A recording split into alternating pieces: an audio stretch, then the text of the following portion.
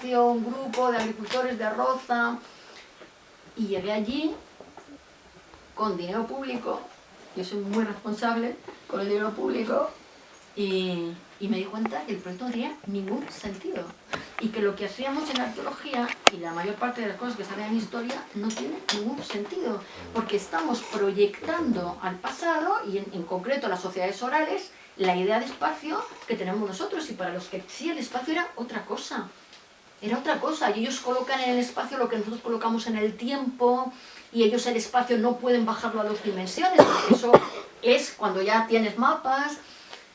Y entonces ahí fue cuando empecé, que les contaba antes, a pedir becas a Estados Unidos para ver, empecé con qué es el espacio, y eso me llevó a entender que no podía entender el espacio sin entender qué es el tiempo, y eso me llevó a darme cuenta que estaba estudiando cómo se construye la realidad, cómo se construye la idea del mundo. Entonces, claro, el espacio, el tipo de referencias que nosotros utilizamos del espacio construyen la idea de realidad, y eso va asociado a que, o sea, si tú tienes mapas, estás ya en una sociedad con escritura, estás con una sociedad donde estás individualizada, con lo cual también hay una idea de persona. Entonces, el espacio nos construye nuestra subjetividad. Yo creo que es algo más profundo, ¿sabes? Nos construye, es una estructura, es un parámetro de orden que atribuimos a la realidad, sin la cual no podemos pensar la realidad. O sea, la cuestión es que nosotros no podemos pensar lo que no está ordenado a través de tiempo y espacio. No lo podemos pensar. O sea, ¿qué hay más allá del universo? Si vosotros pensáis eso, no lo puedes pensar. Es que la mente se te escapa, no puedes pensarlo. Porque ¿qué quieres decir con más allá del universo? Si lo piensas, ya es universo.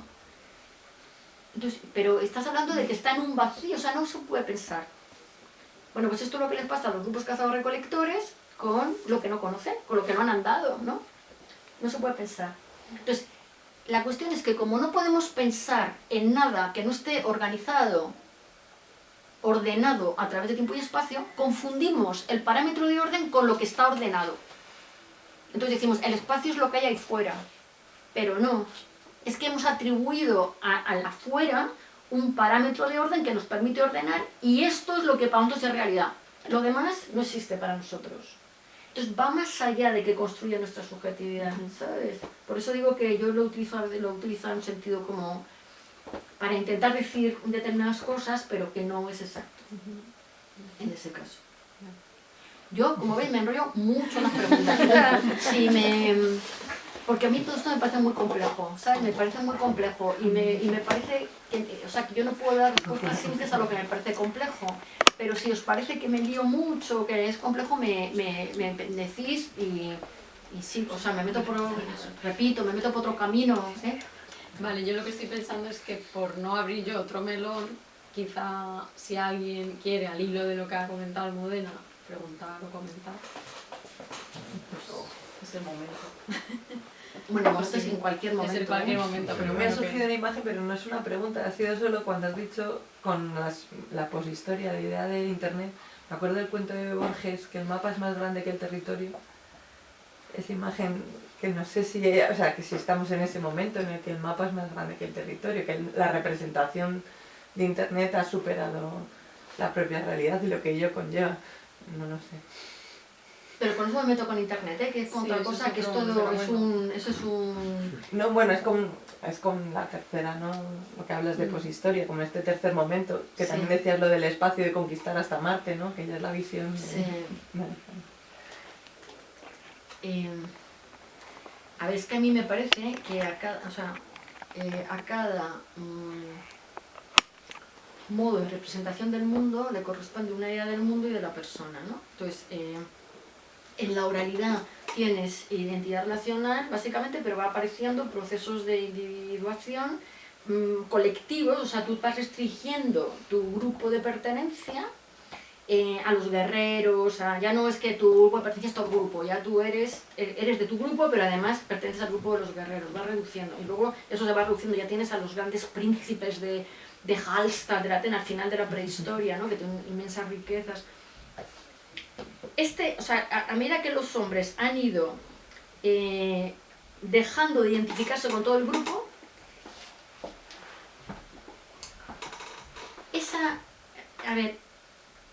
la identidad, es que lo que no hay que perder de vista es que la identidad relacional es imprescindible.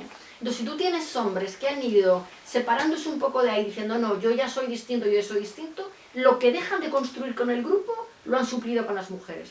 Lo han suplido a base de no dejar que las mujeres se individualicen para que ellas siguieran manteniendo esa identidad relacional, que es la del vínculo, la de la empatía, la de no sé qué, que al principio tenían todos. Entonces ellos se van individualizando y va apareciendo relaciones de género y van apareciendo grupos de pares masculinos, ¿vale? O sea, los hombres, esto es el libro que yo escribí que se llama La fantasía de la individualidad, porque a medida que los hombres se han ido considerando diferentes a los demás, esa fantasía se la han construido a base de relaciones desiguales de género, o sea, han tenido a mujeres que les garantizaban los vínculos y grupos de pares que les garantizaban la pertenencia. Vale, entonces esto con la escritura alfabética se dispara, entramos en la historia. Los hombres empiezan a individualizarse, los filósofos, ¿no? Empiezan ahí como unos sentimientos de individualidad, de abstracción muy grandes, entramos en la historia.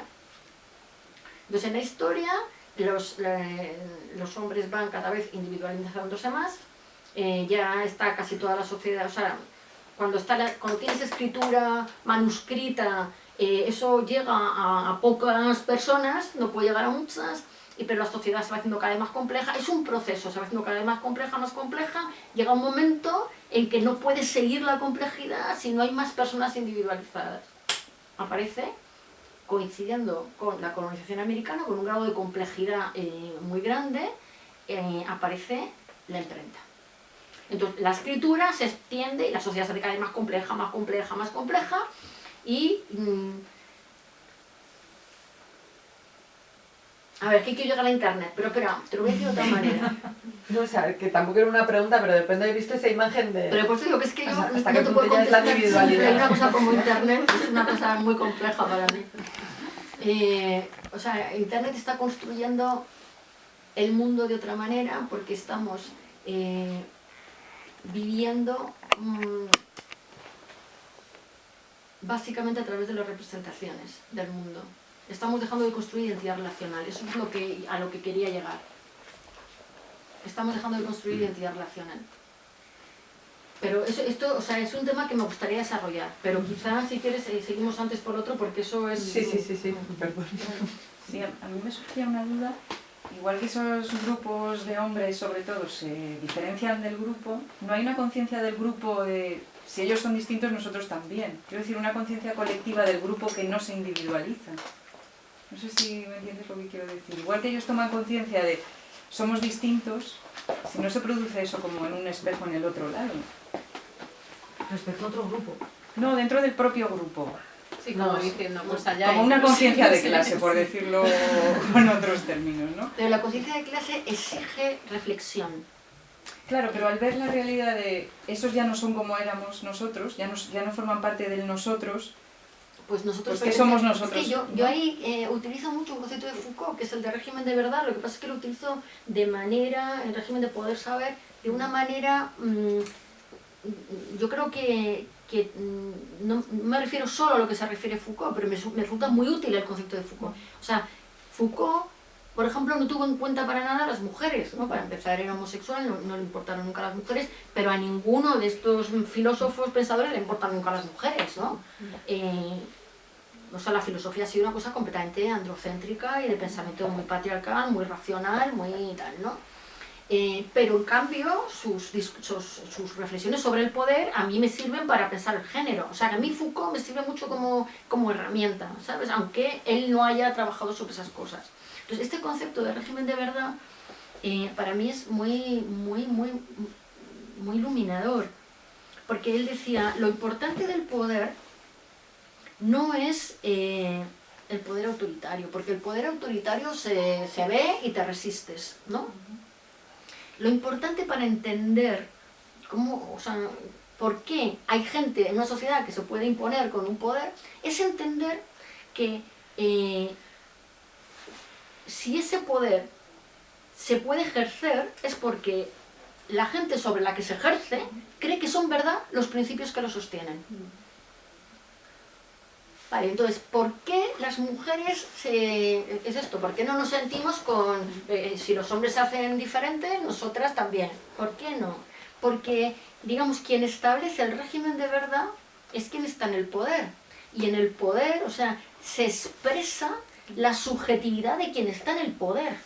Y esa subjetividad es la subjetividad de la política. O sea, la política que tenemos ahora mismo está expresando en una relación fractal, en otro nivel, la subjetividad de quien está en el poder. O sea, mira tú a Trump, o a Ayuso, o a Milei, están haciendo políticas que son una expresión en otra escala de su subjetividad.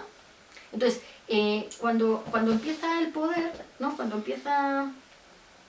según Foucault, el concepto empieza a crearse toda una dinámica de yo soy el que está haciendo, los hombres empiezan a decir yo controlo, yo estoy procurando más alimento, tengo agricultura intensiva, estoy haciendo comercio, trayendo riqueza a la gente, lo que nos da más seguridad, lo que va a ser luego el progreso es lo que hago yo, lo que hacemos yo, lo que hago yo, y esto se va extendiendo a toda la sociedad como un régimen de verdad.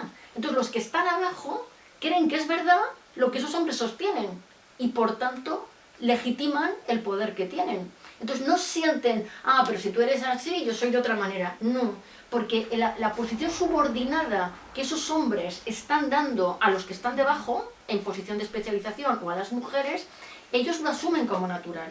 O sea, el régimen de verdad lo que te hace es que tú asumas como algo natural que no admite discusión la posición de subordinación que te ha correspondido. ¿Entiendes? Y eso lo asumes como natural. Es que yo lo del patriarcado lo veo tan claro. O sea, el patriarcado se ha reproducido